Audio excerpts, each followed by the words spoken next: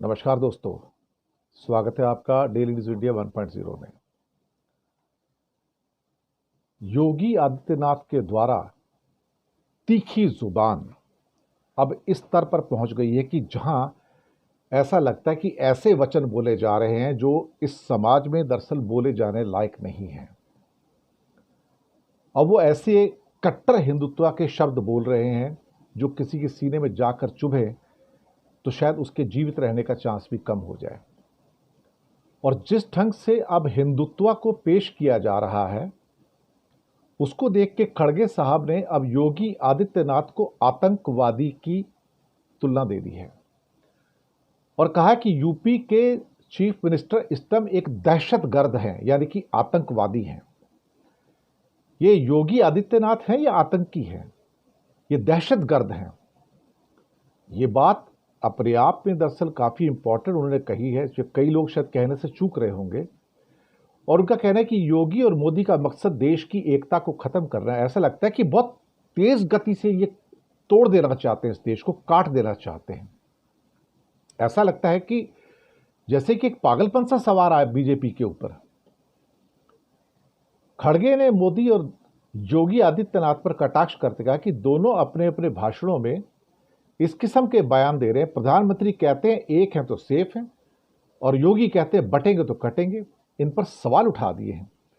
पहले कहते हैं तय कर ले कौन सा नारा लागू होगा, जनता में भ्रम की स्थिति ना रहे।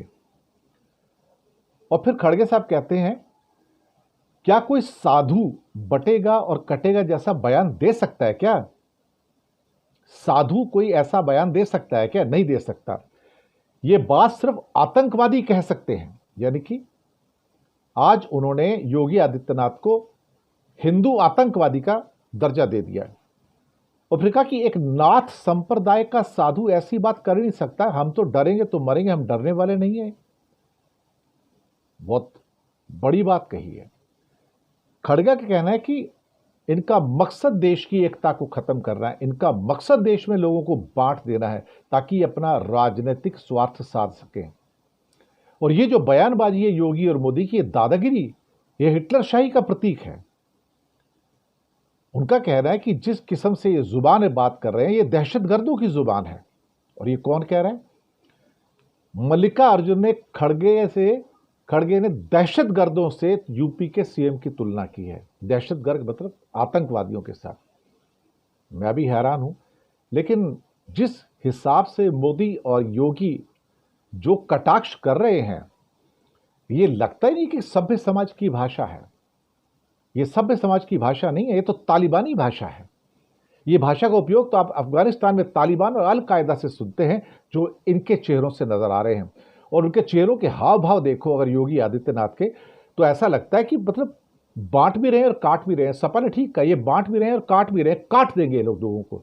इतनी नफरत लेके पैदा हुए, इतनी नफरत इन लोगों के मन में, मुसलमानों के लिए, सिखों के लिए, ईसाइयों के लिए, बाकी धर्मों के लिए। मुझे तो लगता है कि अगर इनके हाथ में कोई सत्ता आ गई तो ये पूरी दुनिया को बर्बाद कर सकते हैं। हिंदू अगर आतंकवादी बन गया तो दुनिया के सबसे बड़े आतंकवादी बन जाएंगे हिंदू तो फिर इसके बाद में। ऐसा ही लग रहा है मुझे तो। शुक्रिया आपका।